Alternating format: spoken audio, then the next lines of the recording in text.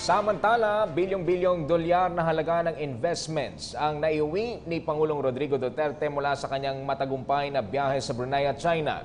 Ayon sa Pangulo, ang naturang investments ay makakapagbigay ng trabaho sa maraming Pilipino sa loob ng ilang taon. Maliban rito, nangako rin umano ng ang dalawang bansa na tutulong sa mga hakbangin ng Administrasyong Duterte sa pagpapatupad ng pagbabago sa bansa, tulad na lamang ng kampanya kontra iligal na droga. Narito ang report.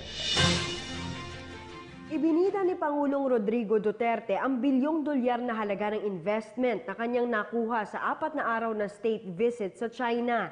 Sa kanyang arrival speech sa Davao International Airport Biyernes kagabi, inihayag ng Pangulo ang 24 na bilyon dolyar na halaga ng investment mula sa mga negosyanteng Chino.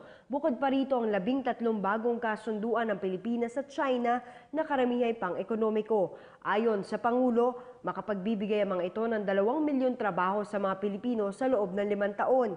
Iniulat din ng Pangulo ang tulong ng China sa laban nito kontra iligal na droga.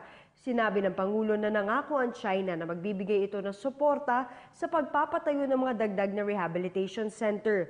Bago tumulak ng China, bumisita muna si Pangulong Duterte sa Brunei mula October 16 hanggang 18. Dito napagkasunduan din nila ni Sultan Haji Hassan al-Bolkiah ang pagpapaigting sa ating economic relations.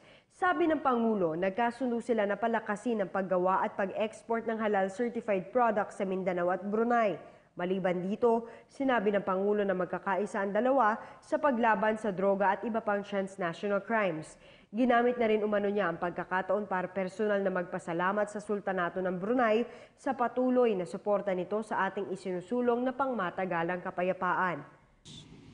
Your government will continue to work very hard to ensure that these agreements bear concrete results that will better the lives of our people.